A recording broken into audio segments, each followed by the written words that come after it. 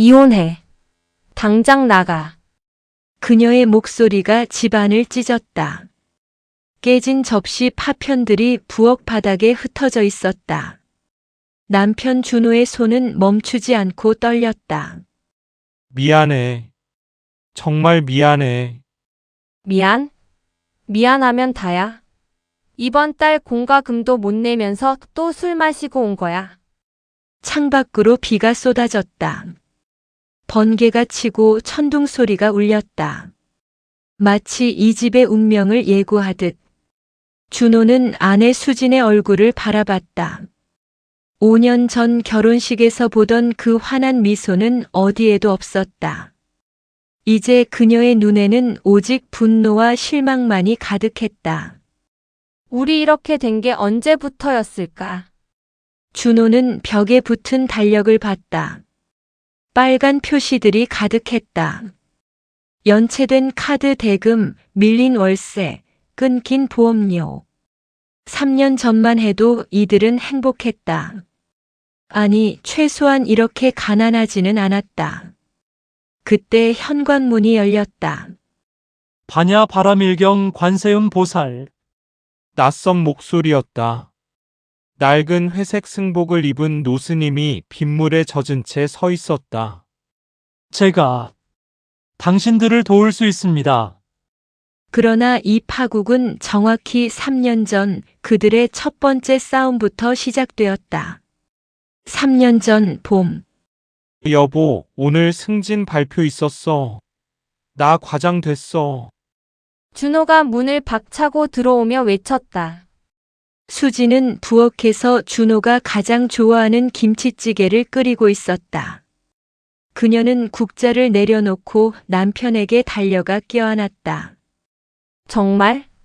축하해. 내가 얼마나 기다렸는데. 이제 우리도 좀 살 수 있을 것 같아. 급여도 올라가고 이번 달부터는 매달 50만 원씩 저축할 수 있어. 작은 아파트였지만 따뜻했다. 거실 한편에는 수진이 직접 만든 십자수 액자가 걸려 있었다. 사랑이 가득한 우리 집. 준호는 그 글자를 볼 때마다 가슴이 벅찼다. 저녁을 먹으며 두 사람은 미래를 그렸다.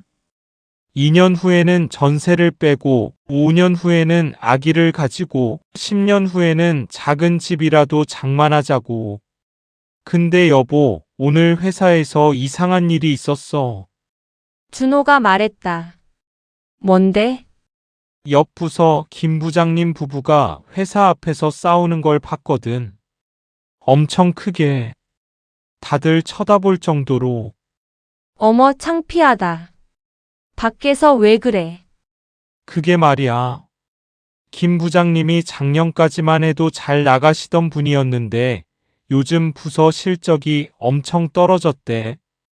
집에 무슨 일이 있나 봐. 수지는 고개를 끄덕이며 밥을 먹었다.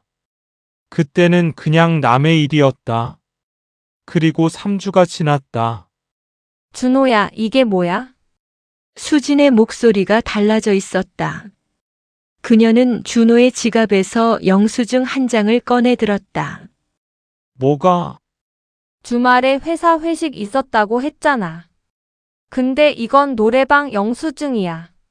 아, 그거. 거짓말했어? 준호는 당황했다.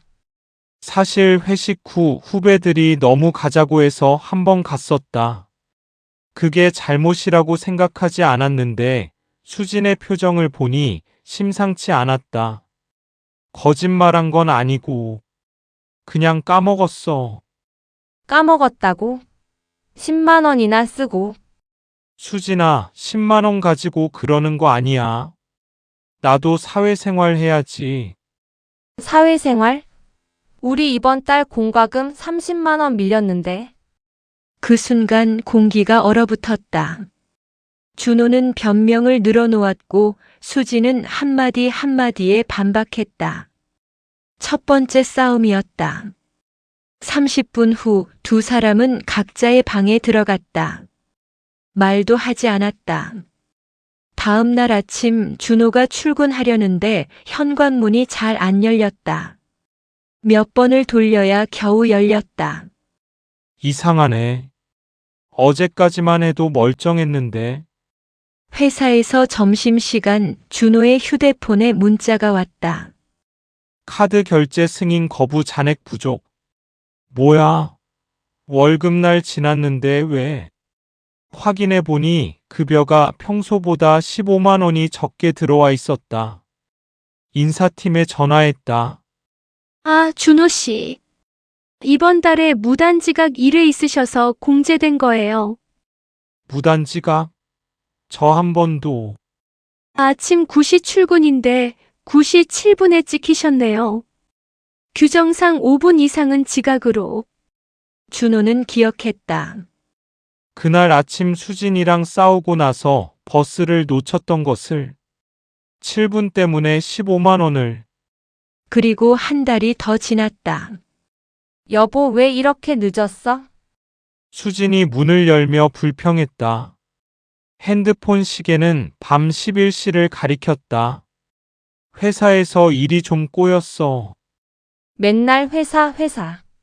나는 집에서 얼마나 답답한지 알아? 내가 뭘 어쩌라고. 나도 힘들어. 또다시 싸움이 시작됐다. 이번엔 더 격렬했다. 수지는 준호가 집안일을 안 돕는다고 했고, 준호는 돈을 벌어오는 사람은 자기라고 했다. 그래, 돈 버는 게 그렇게 대단해? 그럼 당신이 벌어봐. 둘은 그날 밤 동시에 잠자리에 들지 않았다. 준호는 소파에서 수지는 침대에서 각자 잤다. 다음 날 준호가 출근길에 차 타이어에 펑크가 났다. 어제까지 멀쩡했는데. 그리고 그 주말 수진이 장을 보려는데 단골 마트 포인트가 사라져 있었다. 1년간 모은 15만 원어치. 직원은 시스템 오류라고 했지만 복구가 안 됐다. 우리 왜 이러는 걸까? 수지는 남편을 보며 중얼거렸다. 준호는 대답하지 않았다. 그때 수지는 깨닫지 못했다. 벽에 걸린 사랑이 가득한 우리 집 액자의 유리에 실금이 가 있다는 것을. 여보, 이거 봐. 수진이 가계부를 펼쳤다. 빨간 글씨가 점점 늘어나고 있었다. 3년 전에는 매달 50만 원씩 저축했잖아. 근데 지금은 오히려 매달 30만 원씩 빚이 늘어나고 있어. 월급은 올랐는데 왜? 준호는 가계부를 훑어봤다. 원인 모를 지출들. 깨진 접시 교체, 수리비, 벌금, 택배 분실 보상금. 우리가 싸운 달마다 이상한 지출이 생겨. 여보, 혹시 뭐. 아니, 아무것도 아니야.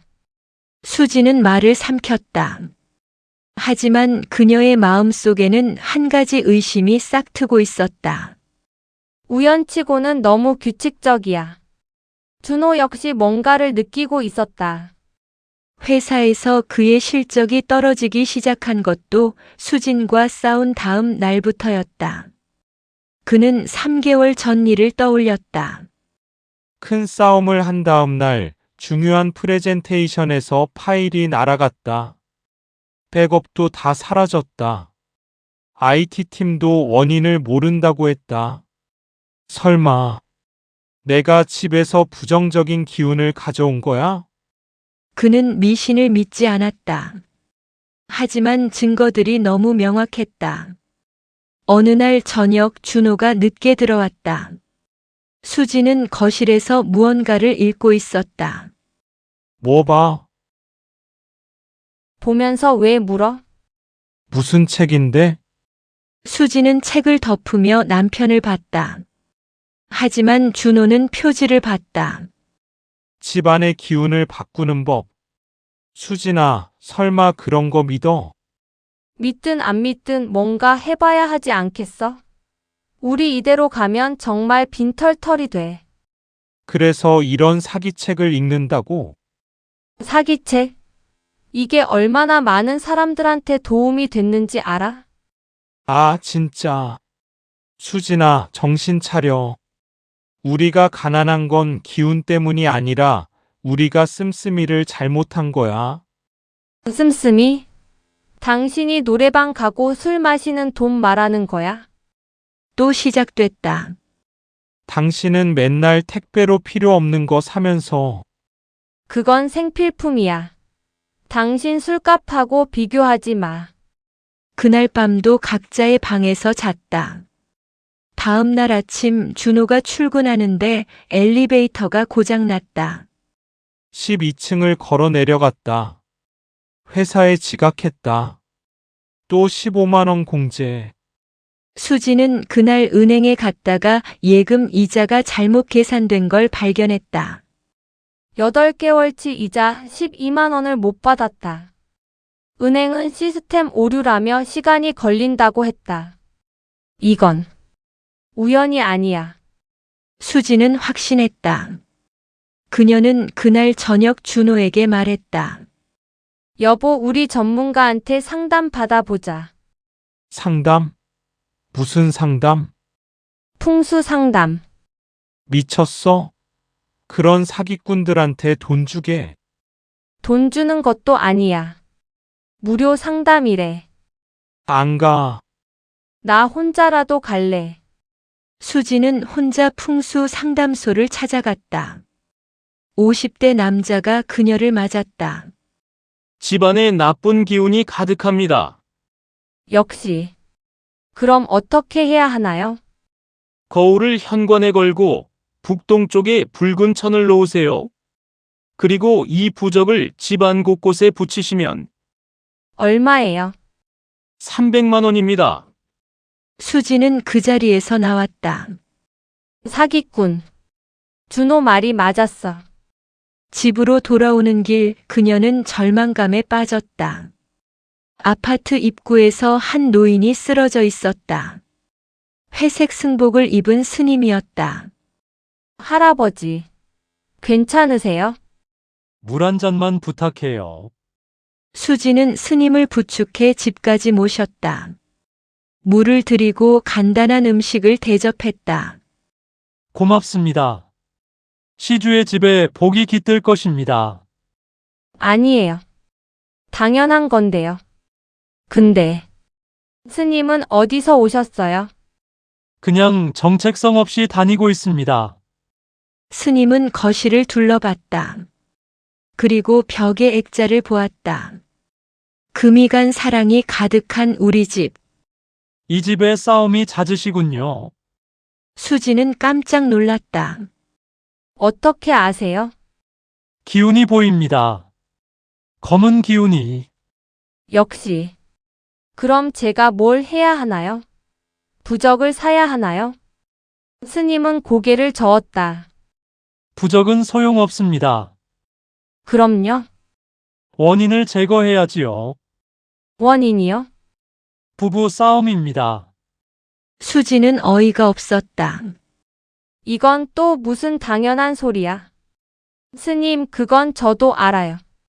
근데 자꾸 싸우게 되는 걸 어떻게 해요? 아닙니다. 당신은 모르고 있어요. 뭘요? 싸움이 가난을 부르는 게 아니라 가난이 싸움을 부릅니다. 무슨 소리세요? 가난이 싸움을? 수지는 고개를 저었다.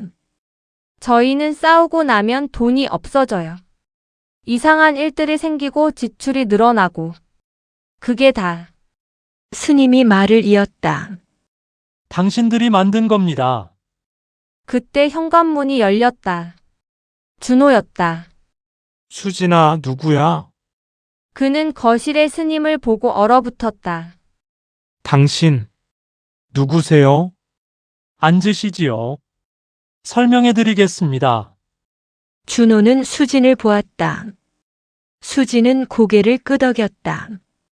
준호는 마지못해 앉았다. 3년 전 당신들이 첫 싸움을 했을 때를 기억하십니까?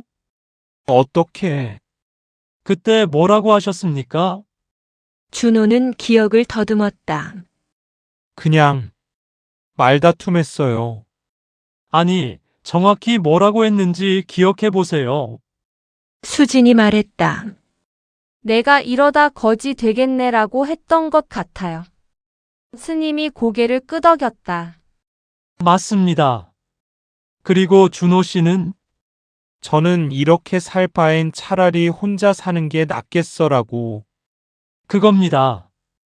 스님의 눈빛이 달라졌다. 당신들은 싸울 때마다 저주를 걸었습니다. 자기 자신에게. 저주요. 말에는 힘이 있습니다. 특히 강한 감정이 실린 말은 현실이 됩니다. 당신들이 가난해질 것이라고, 헤어질 것이라고 스스로 선언할 때마다 세상이 그대로 만들었다는 거예요. 아닙니다. 당신들 스스로가 만든 겁니다. 말도 안 돼요. 우리가 뭘 어떻게. 증거를 보여드리지요. 스님은 수진의 가계부 이야기를 하였다. 이날 큰 싸움을 하셨지요. 그리고 다음날 타이어 펑크. 우연이잖아요. 이날은 싸우고 다음날 파일이 날아갔습니다. 그것도 이날은 싸우고 다음날 엘리베이터 고장. 스님은 계속 날짜를 짚어갔다. 준호와 수진은 할 말을 잃었다. 우연치고는 너무 정확합니다. 하지만 수진이 떨리는 목소리로 물었다. 우리가 어떻게 그런 일들을 만들 수 있어요? 저희는 그냥 싸운 건데.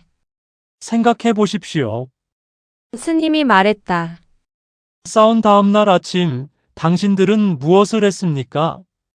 준호가 대답했다. 출근했죠. 그때 당신의 주의력은 산만했죠. 계속 싸움 생각하느라. 바로 그겁니다. 화가 난 상태에서는 주의력이 흐려집니다. 그래서 문을 제대로 안 잠그고 타이어 공기압을 안 확인하고 파일 백업을 안 하고 계단을 조심히 안 내려갑니다.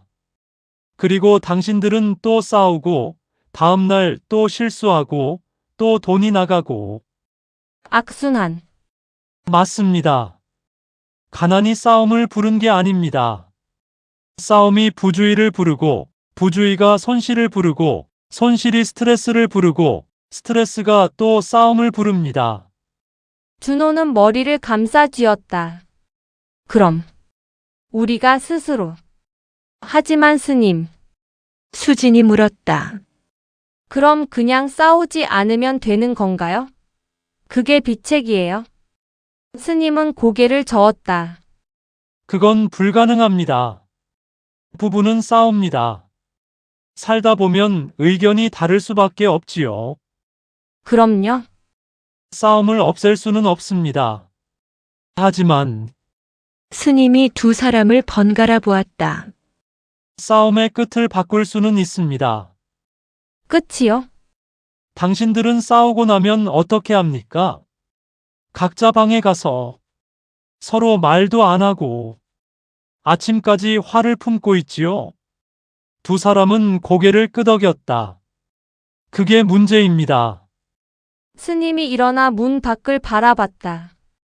해가 지기 전에 화해하십시오. 네? 싸워도 좋아요. 하지만 그날 안에 화해하십시오. 손을 잡으십시오. 미안하다고 하십시오. 그게 가능할까요? 해야 합니다. 알겠습니다. 준호가 말했다. 오늘부터 시도해 보겠습니다. 스님은 미소를 지으셨다. 잠깐만요. 수진이 불렀다. 근데 스님은 왜 저희 집에 오신 거예요? 그리고 어떻게 이 모든 걸 아세요? 스님은 돌아섰다. 제가 20년 전에 그의 눈빛이 슬퍼졌다. 제 아내와 똑같이 살았습니다. 싸우고 가난해지고 또 싸우고 그렇게 10년을 살다가 아내가 떠났습니다. 이혼이 아닙니다. 교통사고였습니다. 우리가 싸우고 난 다음 날 아침이었습니다. 화가 난 상태로 횡단보도를 건너다가 스님의 목소리가 떨렸다. 그때 저는 깨달았습니다. 내가 아내를 죽인 거라고. 내가 화를 품게 했고, 그래서 부주의하게 만들었고, 그래서 스님이 되신 거예요. 네. 속죄하기 위해, 그리고 저와 같은 실수를 하는 사람들을 돕기 위해, 수지는 울음을 터뜨렸다. 스님, 감사합니다. 준호는 수진의 손을 잡았다. 여보, 미안해. 그동안 내가 아니야, 나도 미안해. 두 사람은 처음으로 싸움 후에 서로를 껴안았다. 스님은 조용히 두 사람을 보았다. 비는 그쳤고 달빛이 들어왔다. 아, 그리고 하나 더. 그 액자, 고치십시오. 유리를 바꾸는 것으로는 안 됩니다. 네? 사랑을 새로 채우십시오.